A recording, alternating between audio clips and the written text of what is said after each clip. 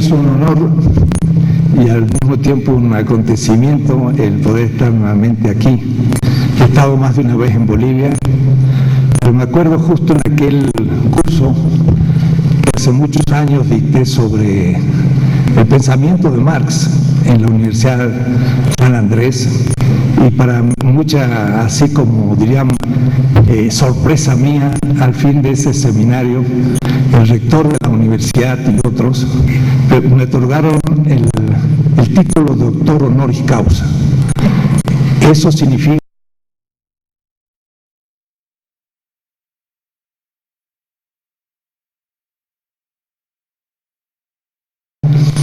fue para mí un honor, eso es el más grande que he tenido, más que recibir otros doctorados en otras universidades que es nuestra. Pero el segundo acontecimiento para mí, que en esa ocasión yo fui a visitar a un preso y a su compañera en ese momento, que estaban presos. Y para mí fue también como una obligación el hacerlo, porque la compañera era una mexicana y yo, aunque soy argentino en el exilio, habiendo recibido, por ejemplo, un atentado de bomba en mi casa y habiendo sido expulsado por los militares, al fin estoy en México. Entonces, para mí es un honor que aquel preso sea hoy vicepresidente de la República. Y entonces,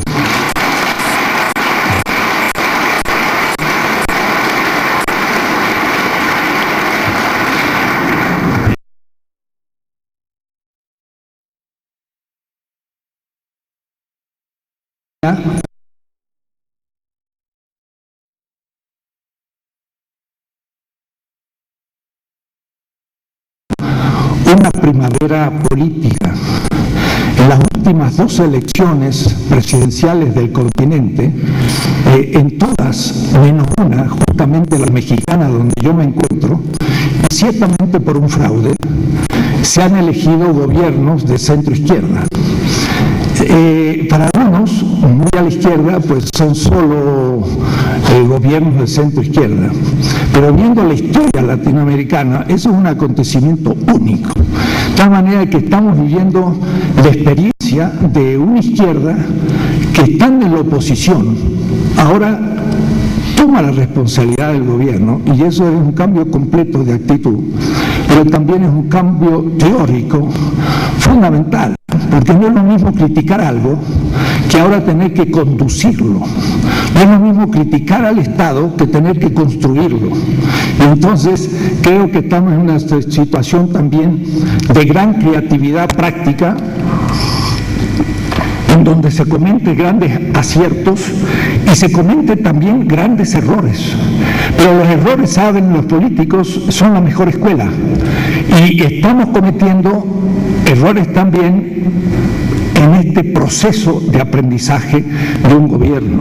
La última reunión que ha habido del Grupo de Río ha sido un acontecimiento que ha enervado, diría yo, al imperio, porque se ha visto cómo, si se reúnen los presidentes latinoamericanos, pueden arreglar sus conflictos de manera mucho más rápida y más a la nuestra, que hasta se pueden insultar, pero después pueden pedir perdón y se puede arreglar. Entonces el imperio se ha sentido un tanto humillado que tan rápidamente hayamos comenzado a arreglar un conflicto, y por eso que en estos días próximos veremos una secuela del querer crear conflictos donde ya se están solucionando.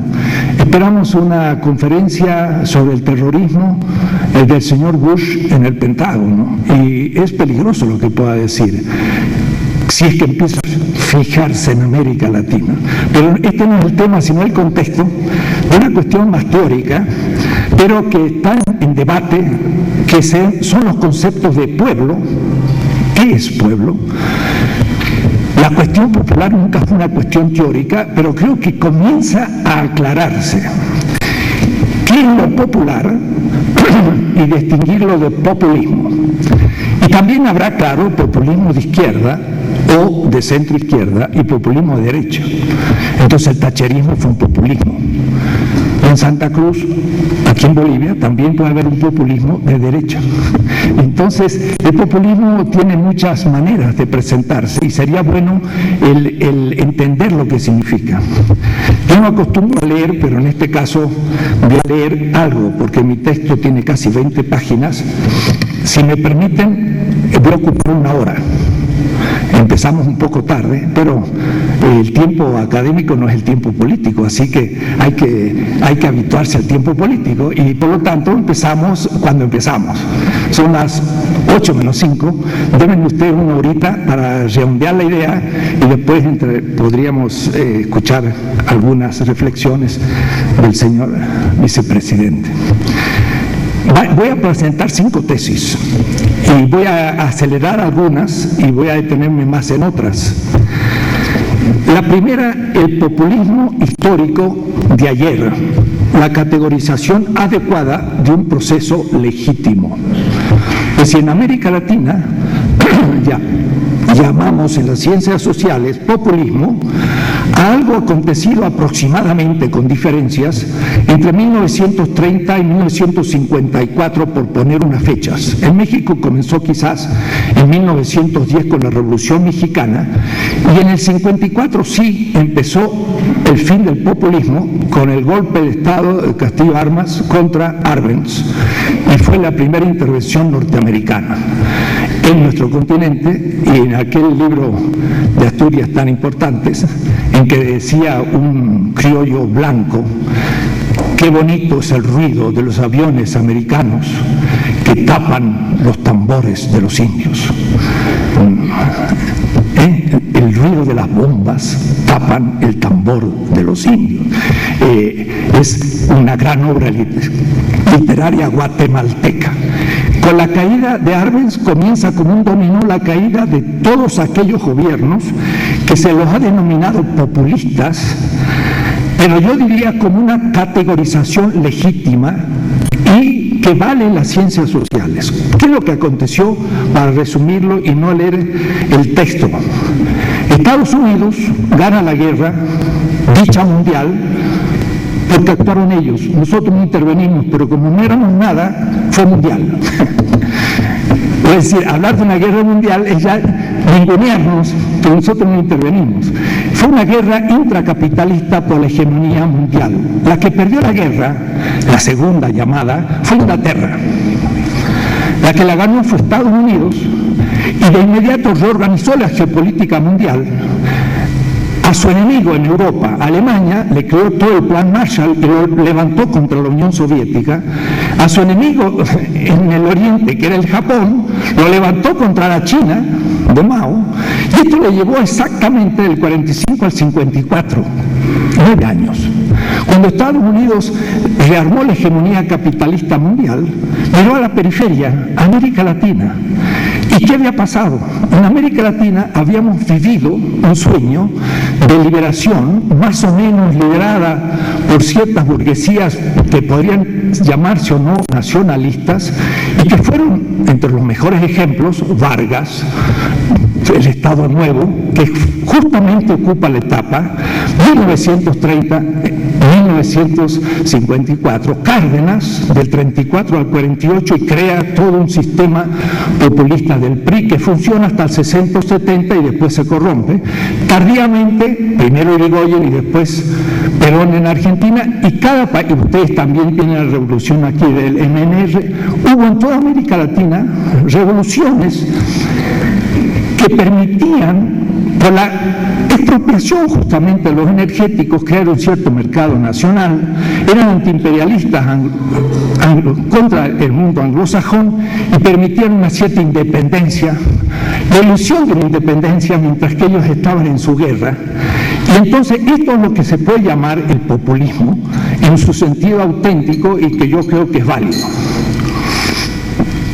Pero después, hoy, se usa la palabra populismo en un sentido peyorativo, y ese epíteto peyorativo es una crítica de la política conservadora contra algunos gobiernos justamente que se están levantando ahora en América Latina. Entonces hoy comienza a ser usado en la CNN o Oppenheimer o grandes intelectuales y otros, es populista. Entonces, Hugo Chávez es un populista, Evo Morales es un populista, pero ya no es el sentido aquel de un nacionalismo con proyecto burgués al fin, porque Estados Unidos lo va a destruir, pero lo va a destruir porque hay una competencia intercapitalista. La gran burguesía anglosajona destruye nuestras pequeñas, si se pueden llamar, burguesías nacionales. Y entonces, del 54 en adelante, decíamos nosotros en aquella época, pues para desarrollarnos, el desarrollismo, necesitamos capital extranjero y tecnología. Eso no tenemos tanto, entonces pedimos capitales y tecnologías, y era justamente el origen de las transnacionales del 54. Fue esa década del desarrollo que pulverizó el populismo en América Latina. El último de esos populistas, pero ya caribeño, un tanto folclórico si me permiten, fue Batista. Batista era como una especie de nacionalismo, pero como no había realmente industria en Cuba, era el populismo clásico de un Perón, Vargas o Cárdenas. Aún Castro, cuando se levanta en el 59, derrota al último de esos populistas de esa etapa. Entonces tenemos la década llamada del desarrollo, en la cual penetran las transnacionales, pero el pueblo latinoamericano había de alguna manera vivido el gusto de una política que se había basado en las masas populares y que habían llenado las plazas y que habían realmente tenido un gran desarrollo. Entonces comienza a erosionarse la base de la etapa desarrollista, y así pasamos a una etapa en que vienen los grandes golpes militares. Desde el 68 en adelante, para poder hacer viable un capitalismo en América Latina, es necesario reprimir. Y entonces surgen las grandes dictaduras militares de seguridad nacional que van ocupando todo el continente en América Latina, y esto va a durar más o menos hasta el año 83. Voy saltando un poco muchos temas. La teoría de la dependencia anterior a la subida de las dictaduras formuló estos acontecimiimientos mostrando que la transferencia de plusvalor del capital global del capital periférico hacia el capital global del centro, siendo desde la década de 1980 el mecanismo principal de dicha transferencia el pago de una deuda externa inflada y en gran parte contraída antidemocráticamente a espaldas del pueblo latinoamericano, debía ocultarse ideológicamente gracias a una teoría económica construida ad hoc por Estados Unidos y Europa, por la que sugería desde finales de la década de 1950 abrir las fronteras a la tecnología más avanzada del capital, y esto propuso toda esta etapa desarrollista.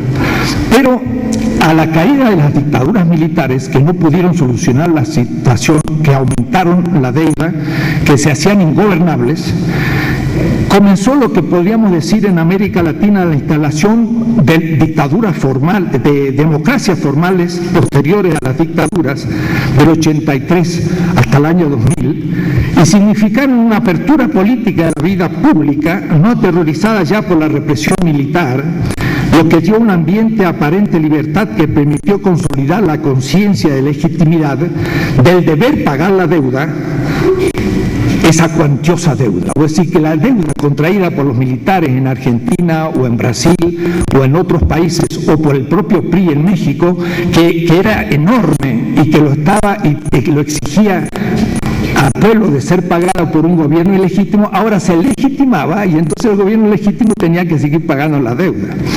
Esta deuda que los militares iniciaron debieron heredar a los gobiernos democráticos, que siendo democráticos justificaban ante la conciencia popular el indicado deber de pagarla, es decir, la deuda se había legitimado.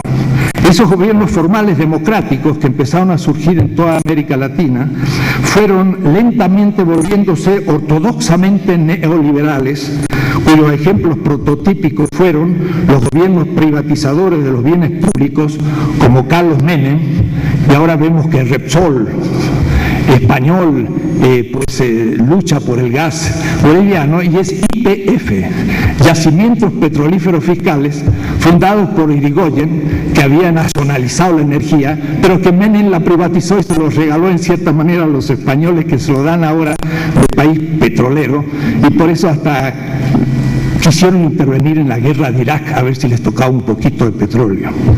Y Salinas de Gortari en México, que hizo lo mismo que Menem, que son los gobiernos más que dieron espalda al pueblo en todo el continente. Así se llevó a cabo a la práctica del gran relato, ignorado por muchos teóricos de la teoría neoliberal, que aún el mismo George Soros llama el fundamentalismo de mercado, y que expresa el consenso de Washington, que presiona una total apertura de los mercados ante una predicada inevitable globalización económica, cultural y política, cuya excepción en la izquierda es formulada, puedo decir, cuya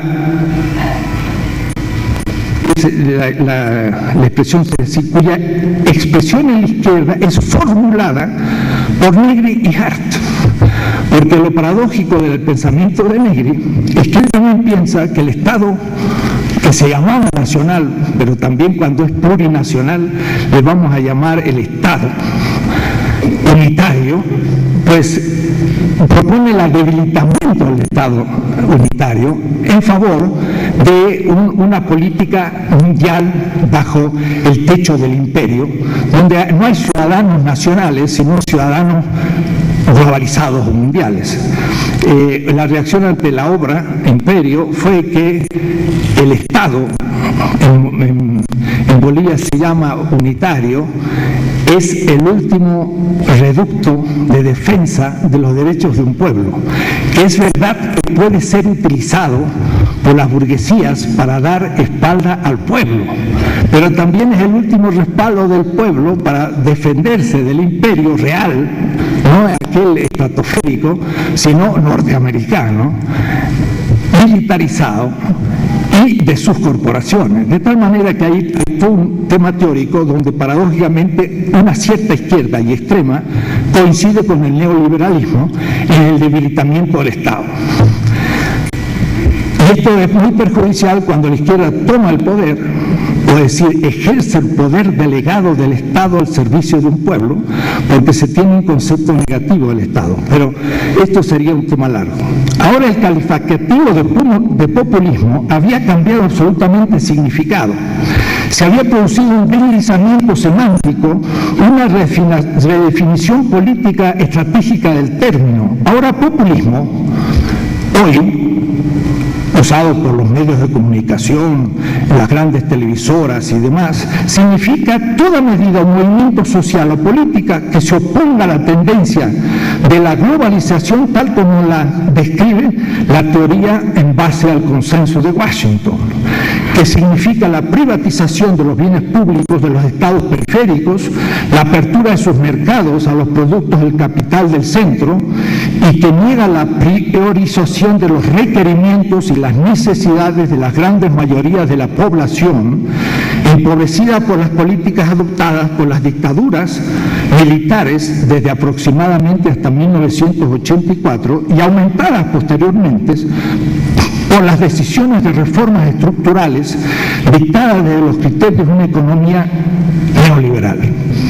Yo vengo de México, y en México seguirá siendo vigente esta doctrina hasta 2008. Y estamos ante vísperas de la privatización de Pemex y de la producción de electricidad en el país, lo que es una decisión suicida, cuando se sabe que ya nadie está en esa actitud.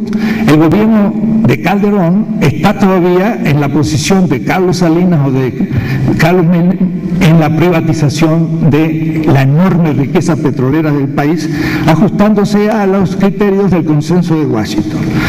En medio de esta noche de la historia latinoamericana, el levantamiento de Chiapas, por ejemplo, en 94, significó un primer rayo auroral en medio de las tinieblas, y después han seguido otros movimientos en todo el continente. Es decir, todos los movimientos populares y políticos desde 1999, por tomar como fecha de referencia la promulgación de la Constitución Bolivariana de Venezuela, que se oponen al proyecto neoliberal, son tachados de populistas.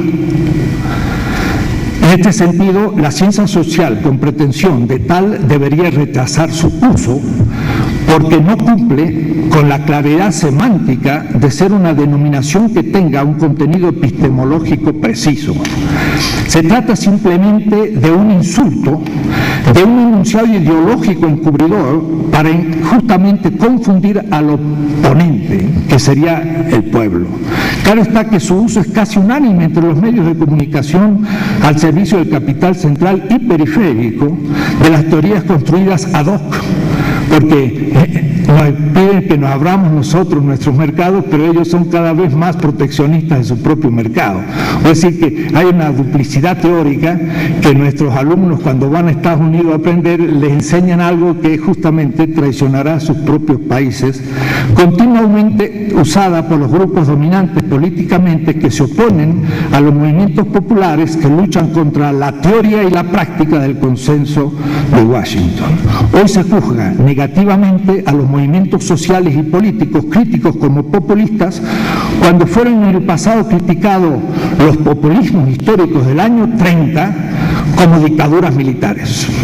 Y entonces el imperio llamó a Vargas, Perón y Cárdenas dictadores, cuando los quiso deponer. Es decir, del 54 en adelante llamó a la democracia para destituir a los dictadores, pero esos dictadores habían sido líderes nacionalistas que creaban las condiciones no más que de un cierto capitalismo nacional. No se piense nada más que eso.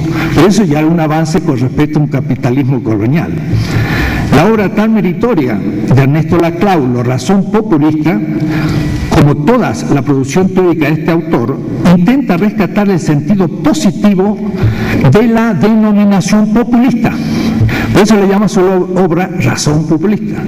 Desde una teoría de la hegemonía en la que reivindica que la razón política en cuanto tal o es populista, es decir, responde a los requerimientos de un consenso mayoritario, o no es propiamente razón política.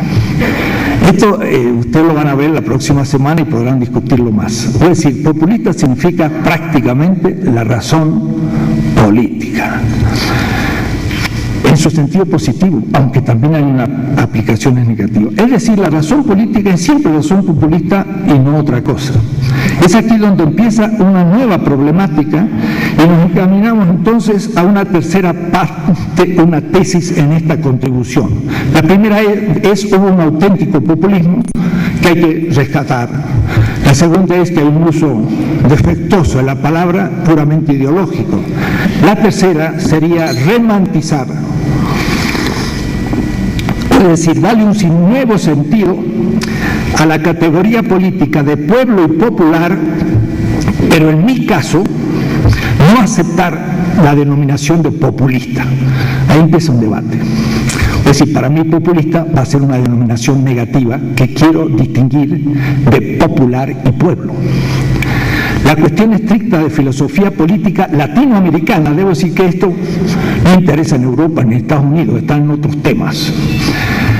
Consiste en preguntarse si se puede distinguir entre populista y lo popular, y entre el populismo y el pueblo, y por supuesto entre populismo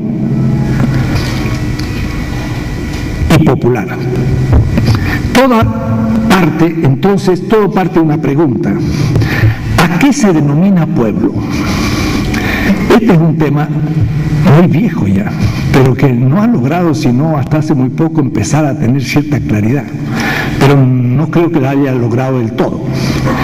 O más simplemente, ¿qué es pueblo? Cuando se dice el pueblo boliviano, o cuando se dice el pueblo santacruceño. Y pongo a propósito esos dos ejemplos. Ustedes se dan cuenta, cuando digo boliviano, uso algo más amplio que digo el santacruceño. Es un concepto ambiguo y puede ser usado de muchas maneras, por eso que hay que un poco y es mucho clarificarlo. Y esta clarificación es la que voy a intentar. Para mí, he intentado distinguir estas dos palabras, populismo y pueblo, desde hace mucho, desde las finales de la década del 60. En mi filosofía política de 1972, yo decía, el problema de la clase es válido, el problema del pueblo es también válido, ¿cómo articularlos? Más, yo ya hablaba de que el problema de la etnia o de un pueblo originario no es lo mismo que la clase, pero en los 60 y después en los 70 con el altuserianismo, pues claro, lo que no era lucha de clases era reaccionario. Y entonces hablar de una etnia o del pueblo era confundir las categorías porque era bonapartismo. Entonces todas esas cosas llevaron a que había una confusión teórica enorme para nuestra teoría política en América Latina, que en otras partes pueden tener otras exigencias.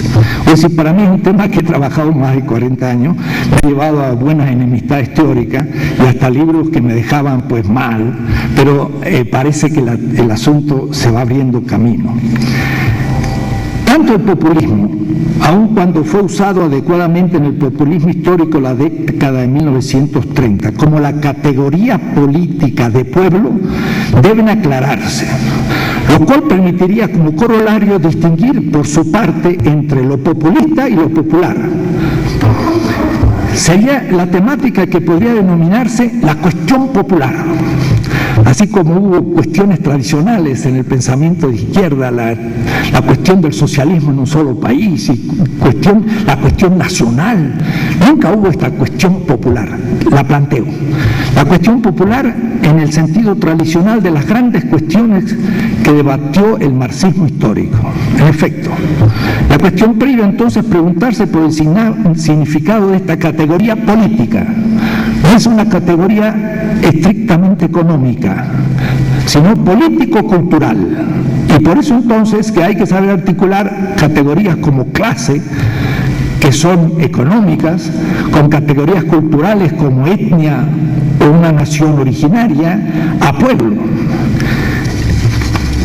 Es una categoría política tan usada cotidianamente, que se denomina pueblo, y que construirla explícita y precisamente como una categoría teórica, política, en ciencia política y filosofía es una tarea que hay que hacer. La categoría es un instrumento hermenéutico, tiene siempre un contenido, un concepto, diría Marx. Este pensador crítico y clásico del que hablé ayer nos dice claramente, le voy a dar un ejemplo de lo que significa clarificar una categoría. Dice Marx al comienzo de los manuscritos de 1861-63, 6 tomos, no traducidos al castellano, están en alemán, publicados hace 20 años, no antes. Dice, todos los economistas, diríamos ahora para aplicar el texto a nuestro tema, todos los teóricos políticos, dice Marx, todos los economistas incurren en el mismo error. En vez de considerar el plusvalor meramente como tal, lo hacen a través de la forma particular de ganancia o renta. Es decir, confunden ganancia con plusvalor. Son dos denominaciones y para la economía política burguesa tiene un concepto, que sí que hay una confusión. ¿De qué se trata? De lo que se trata es clarificar una categoría, porque para Marx el plusvalor va a ser el valor no pagado más allá del tiempo necesario de un día de trabajo del obrero. Pero eso puede realizarse como ganancia o no puede realizarse como ganancia en el mercado. Entonces todo el genio de Marx fue distinguir por valor de ganancia. Pero para la economía política era lo mismo profit que surplus value. Entonces era una categoría que tenía dos nombres y era una confusión categorial. Había que aclararla, ese es el tema teórico. Bueno, pueblo hay que aclararlo, es una categoría y es una gran confusión. Se trata entonces de no caer en la confusión de identificar el contenido de la palabra populista con la popular y lo popular con el pueblo. Así como Marx necesitó dos palabras diversas de profit y surplus value para expresar dos significados diversos, que fue el plusvalor, el plano de la producción en la empresa y la ganancia en el plano del mercado, y entonces al distinguir esto distinguió una cantidad de cuestiones muy importantes que estaban confundidos. Comencemos por la categoría política de pueblo. En una obra reciente hemos intentado sintetizar la cuestión. Bueno, eso no importa porque es cuestión bibliográfica. El pueblo no debe confundirse con la mera comunidad política como el todo indiferenciado de la población o de los ciudadanos de un Estado. Serían todos los bolivianos. Si todos los bolivianos fueran el pueblo, y se usa el pueblo boliviano, serían toda la comunidad política del país. La diferencia entre el subjetivo en orden político histórico vigente, el concepto de pueblo, en este sentido, es amplio y ambiguo, pero no en el sentido preciso que le querríamos dar en esta exposición. Gramsci dice lo siguiente en un texto que me va a servir para clarificar el tema. Mira lo que dice. Si la clase dominante, y lo voy a explicar en el pizarrón despacito, porque aquí está dado muchas cosas, si la clase dominante ha perdido el consenso, no es más clase dirigente, es únicamente dominante. Detenta la pura fuerza coercitiva, lo que indica que las grandes masas se han alejado de la ideología tradicional, no creyendo en lo que antes creían. Esto exige una pequeña explicación para entender el concepto posterior de pueblo. Si hay un orden político, esto es un poco complejo, aunque es simple, ¿sí? ¿Está bien? Bueno, hegemonía significa que toda la población acepta al bloque histórico porque es el tradicional, el que lo ha hecho y en principio lo ha hecho bien. El problema es, dice Gramsci, si la clase dominante, que son estos, han perdido el consenso. Pero para perder el consenso, quiere decir que de pronto algunos otros grupos están en disenso. Es decir, el disenso surge para poner en cuestión al consenso. Y si el consenso es puesto en cuestión, entonces la clase que dirigía ante el acuerdo de todos los ciudadanos pasivamente se transforma en clase dominante. Ya no hegemónica, sino dominante. Es decir, pasa de un ejercicio donde todos legítimamente aceptan el poder a tener que ejercerlo por represión, porque la gente ya no acepta el consenso. Entonces, toda la cuestión es cómo surge el disenso ante el consenso y cómo el bloque histórico en el poder pasa de la hegemonía a la dominación, que es la represión. Por ejemplo, las dictaduras militares eran de grupos dominantes que, habiendo perdido la hegemonía, porque el pueblo, contaminado, si ustedes me permiten, por algunas reivindicaciones del populismo histórico, ya no aceptaban tan fácilmente a la clase dominante. Había disenso, y al haber disenso hubo represión. Y entonces esto crea un momento en que tenemos que entender cómo va a ir surgiendo la categoría de pueblo. Porque en la situación sin conflicto, la población constituye una comunidad política y la comunidad política en consenso acepta el ejercicio del poder en un sistema hegemónico y hay paz y hay acuerdo y no hay conflictos sociales, etc. Aplicando la categoría gramsciana al caso del populismo histórico y de paso a las dictaduras de seguridad nacional desde 1954 en América Latina, podríamos decir que en las décadas posteriores a los años 30, los gobiernos, por ejemplo, de Vargas, de Cárdenas, de Perón, manejaban un bloque histórico en el poder a través de una burguesía más o menos industrial naciente que ejerció un poder como clase dirigente teniendo consenso mayoritario en la población, que surgieron así los grandes obreros urbanos, los grandes sindicatos campesinos, y estaba el obrero, el campesino, una cierta burguesía nacional. Los enemigos eran la antigua élite de las grandes terratenientes que en la Revolución Mexicana habían terminado con ellos, porque justamente en México se terminó con la burguesía terrateniente. Es que en México nunca más hubo un golpe militar. Mientras que, por ejemplo, en Argentina, como estaban los terratenientes exportadores y la burguesía industrial del mercado interno, cada vez había un golpe en favor de alguno de ellos y nunca hubo estabilidad en esto. Pero de todas maneras, tenían un cierto consenso popular que las cosas iban mejorando con respecto al pasado. Esto fue la situación del populismo histórico. Volvemos. Una vez efectuada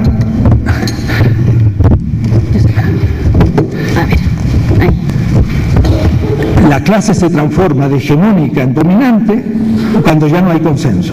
Y entonces por eso la represión y las terribles dictaduras militares que sufrimos del año 64 al 84, fueron casi 20 años, desde el golpe de Estado, el golpe de Leopoldo Silva en Brasil, hasta también Sarney o la salida argentina de sus primeros gobiernos formalmente democráticos. Esto es una etapa tremenda de nuestra historia. Una vez efectuada la caída de los golpes militares orquestados desde Washington, la burguesía naciente transnacional, el bloque desarrollista y muchos más, los militares de la dictadura y los gobiernos autoritarios y conservadores sin dictaduras militares, dejaron de ser dirigentes y se transformaron en clases y sectores dominantes. Es decir, al perder el consenso, debieron organizar la represión del pueblo. Esto fue el momento de las dictaduras. Es en ese momento que realmente surge por primera vez el concepto pueblo. Gramsci, y en este punto parto de Gramsci, define al pueblo y le llama bloque social de los oprimidos, y yo le agregaría y de los excluidos. El pueblo no va a ser toda la comunidad política, sino que va a ser una parte de la comunidad política que ahora se va a escindir, porque aquellos que entraron en disenso era la parte dominada pero silenciosa en el consenso, que tenía requerimientos no cumplidos, pero que no podía todavía expresarlos. Y de ahí entonces que la comunidad política no se había escindido. Pero una vez que el disenso se comienza a hacer claro, lo que voy a llamar yo el pueblo para sí. Acuérdense que había una clase en sí y una clase para sí. Pues ahora vamos a aplicar esos conceptos al pueblo. Un pueblo en sí es un pueblo todavía potencialmente actor, que en el consenso acepta la dominación y es el bloque social de los oprimidos, pero que no descubre que está oprimido porque le encubren su dominación. Pero cuando capta, cuando descubre, cuando entra en conciencia de que es oprimido, empieza a ser el pueblo para sí. Y entonces la comunidad política se escinde. Y hay una parte de la comunidad política que son el resto del bloque histórico en el poder. Y la otra que va a ser lo que vamos a llamar estrictamente pueblo. Pero pueblo no va a incluir a las clases que se ponen como dominantes, porque también puede haber una clase media que se ponga como popular. Es una cuestión no de nacimiento, sino una posición en la sociedad. La categoría, el concepto de pueblo aparece fenoménicamente, es decir, se hace presente y aparece a la conciencia política de la esfera pública de los actores colectivos oprimidos en dicha doble crisis de legitimidad y hegemonía. Cuando Gramsci describe el pueblo como el bloque social de los oprimidos, opuesto al bloque histórico en el poder, está describiendo de manera precisa e inesperada esta cuestión. Quiere decir que tenemos en Gramsci el mejor teórico en este punto, porque Italia es muy parecida a nosotros en algunos aspectos, es la parte más, si me permiten, conflictiva de Europa. El norte es industrial, el sur es agrícola, y la burguesía nunca pudo establecer la hegemonía en Italia. Y entonces nunca pudo crear un Estado de toda Italia. Es decir, Gramsci estudia el problema de la hegemonía no para decir que los burgueses lograron la hegemonía, sino para decir que habría que hacerla en el futuro, esa hegemonía. Yo creo que es casi el caso de Bolivia. No voy a hacer que nunca en Bolivia haya existido realmente, o en algunas etapas muy pequeñas, un ejercicio de la hegemonía, porque el Estado boliviano no vaya a ser que haya que crearlo, o es muy débil, porque era corporativo, familiar, y no propiamente, permítanme, moderno.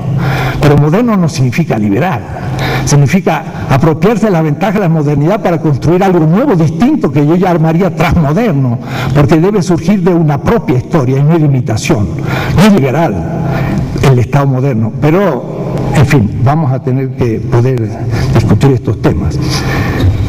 Gramsci describe al pueblo como el bloque social de los oprimidos y está describiendo de manera precisa este tema. En un curso de cuadros del Movimiento Sin Tierra de Brasil, hace poco, en el Florestan Fernández, discutimos acaloradamente esta cuestión.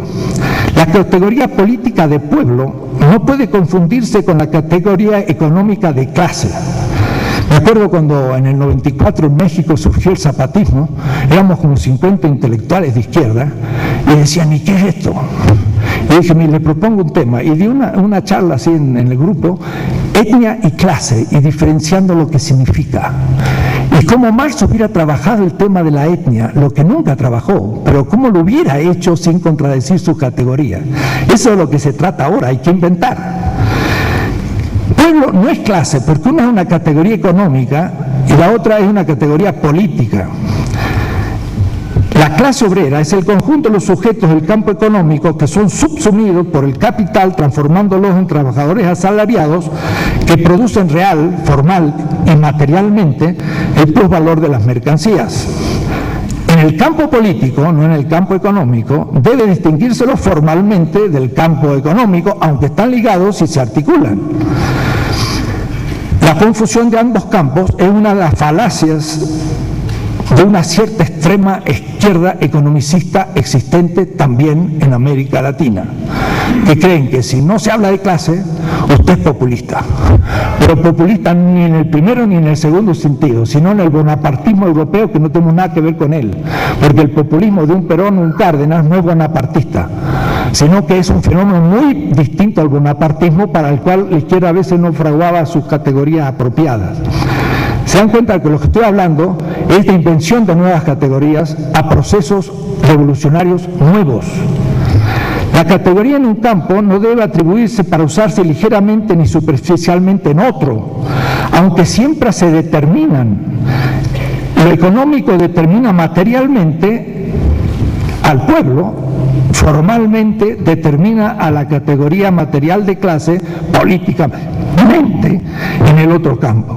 La clase obrera es una categoría económica esencial del capital que cuando entra en el campo político puede o no jugar una función con mayor o menor importancia, según sea el desarrollo económico y político del caso coyunturalmente analizado. Esto fue el tema de Mariátegui, que mostró en la década del 20 en el Perú que el actor colectivo, estoy usando ya unas palabras precisas, el actor colectivo popular político que podía tener un proyecto hegemónico para la población peruana era el indígena, económicamente no esencial para el capital en abstracto y no clase obrera, de tal manera que salía de la ortodoxia que se estaba constituyendo ya en los 20, después de la Revolución Rusa, y que empezaba a liquidar a una cantidad de gente hasta constituirse después la ideología estalinista. Gramsci en esto nos indica el tema. Y no la inexistente clase obrera, porque en el Perú casi no la había. Voy a decir que no podía ser el motor histórico una clase inexistente. Estaban todos los indígenas ahí, y el marxismo que estaba empezando, pues los ignoraba, no lo veía. Y Gramsci lo vio. Entonces, ¿cómo lo criticaron a Gramsci? Populista.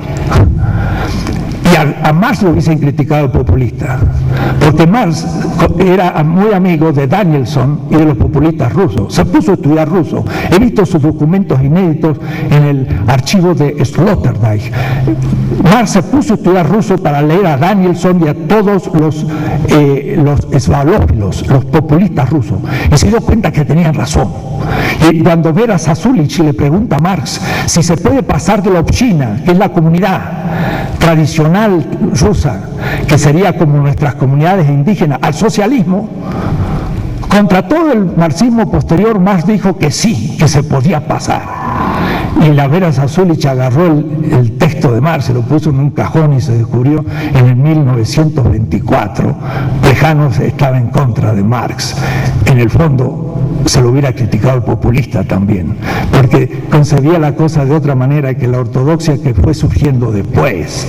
Entonces, de lo que se trata es un problema muy serio, lo que estoy queriendo indicar. Por el contrario, el pueblo indígena originario era la referencia hegemónica en la política peruana del momento, según veía Mariátegui. Mariátegui, como dije, fue tachado de populista por los marxistas que empezaban a surgir y que fundarán el Partido Comunista Peruano, así como el mismo Marx fue tachado en cierta manera de lo mismo.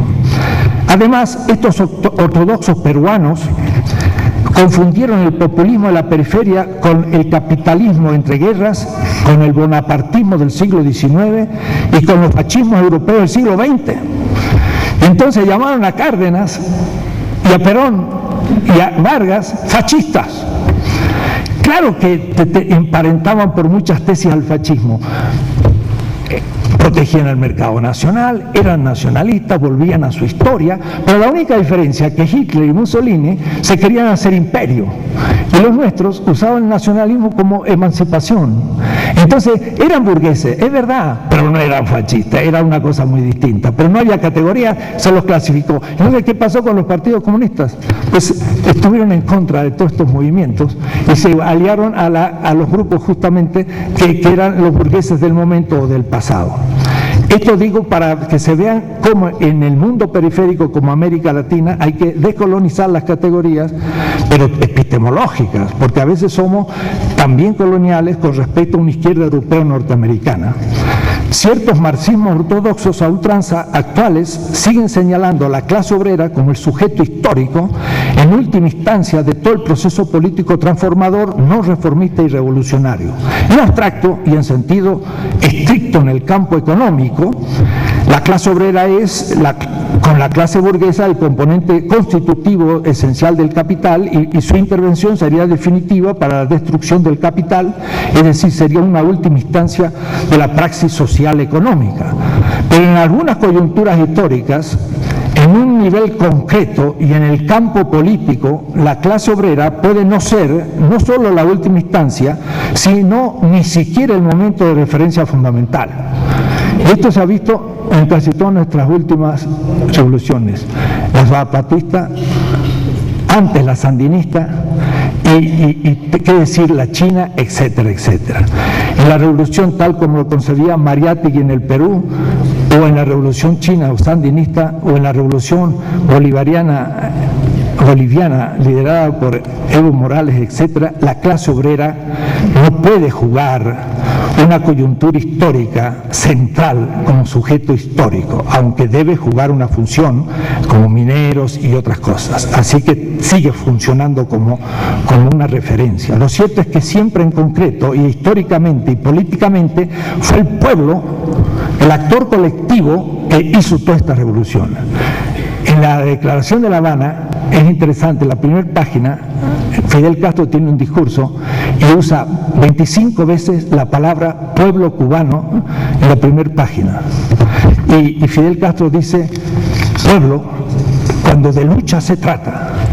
Y viene lo que dice, cuando de lucha se trata, voy a decir, es una lucha política, no una cuestión económica, son los 400.000 obreros desocupados, Primero, voy a decir que son los lumpen, no son los obreros, son los que podrían ser pero no son. Luego son los obreros industriales, pero luego son los campesinos, pero después también son los pequeños propietarios y son los profesionales que se juegan por la revolución y son las madres y todo, y empieza a nombrar una cantidad de movimientos sociales. Dice, ese es el pueblo cuando de lucha se trata, es el que cree en sí mismo. Y entonces da una definición política ya Castro, y Castro